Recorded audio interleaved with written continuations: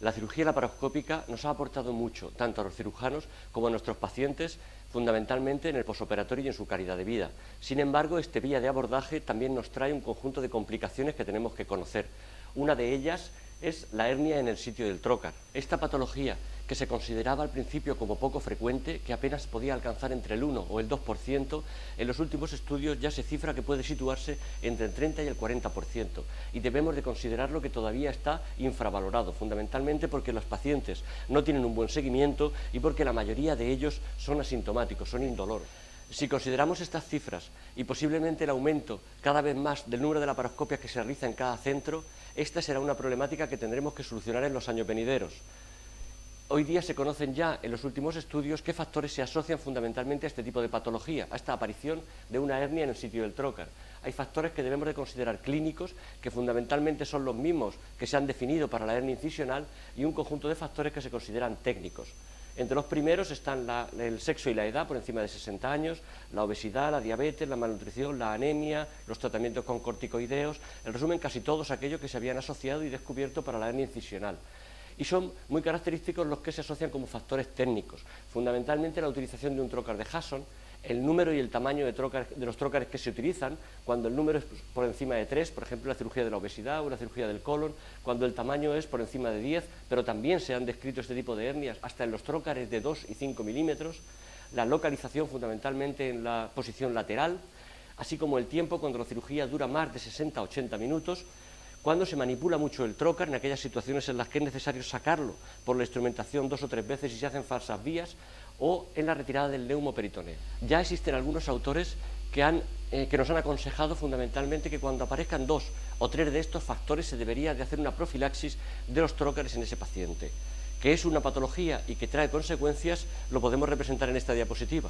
Tenemos un ejemplo de hernia de epiplon simplemente incarcerada, o un ejemplo de necrosis intestinal por un caso de una hernia evolucionada. Por tanto, es necesaria una profilaxis y algo tenemos que hacer en el grupo de pacientes que consideremos de alto riesgo. En principio se habían definido técnicas de cierre fascial, pero estas son fundamentalmente dolorosas, bastante incómodas, no se ve bien y estarían en contra casi de los principios que nosotros hemos definido para reparar una hernia incisional. Por eso debemos de decantarnos hoy día cada vez más por técnicas de reparación protésicas, tal como se hace en la hernia umbilical, en la hernia epigástrica o en la hernia paraestomal. ¿De acuerdo? Si consideramos esto, nosotros le vamos a explicar una técnica de profilaxis con una plastia, simplemente con una malla que tiene 2 estructuras. Una malla plana que se va a colocar intraabdominal y una formación de 6 pétalos que se va a quedar intraparietal.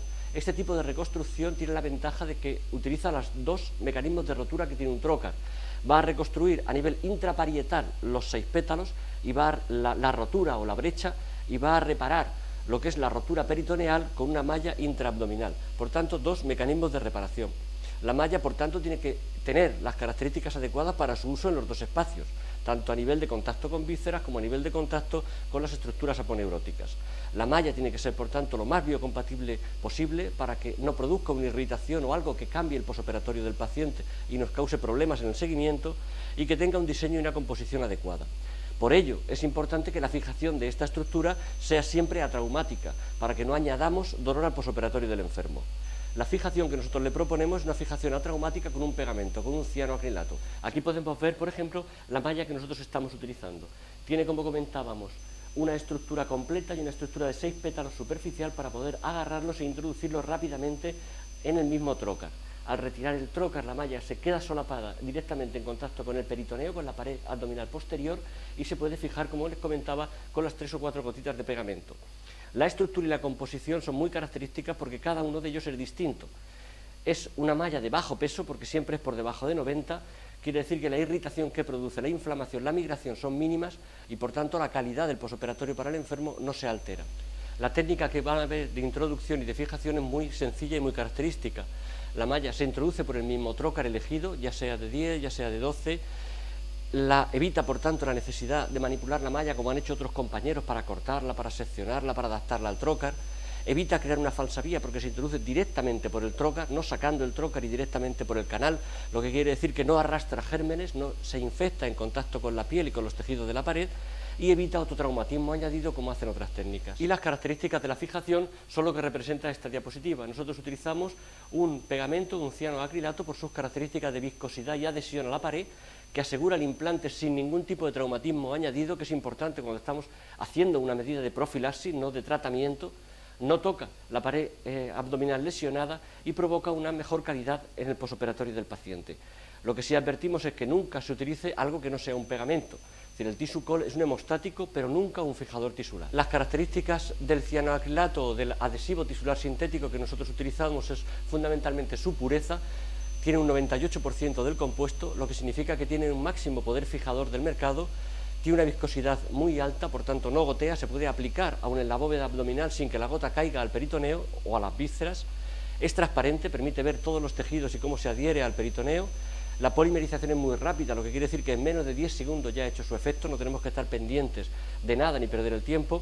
Permite su uso, como ya hemos dicho, intraabdominal, pero su degradación es suficientemente lenta para que permita su fijación y su incorporación a la pared. Por tanto, no afecta a los tejidos, no aumenta la temperatura, quiere decir que no podemos inventarnos complicaciones de las que decían que dañaba o que provocaba lesiones en la piel de los tejidos al aplicar este tipo de pegamentos.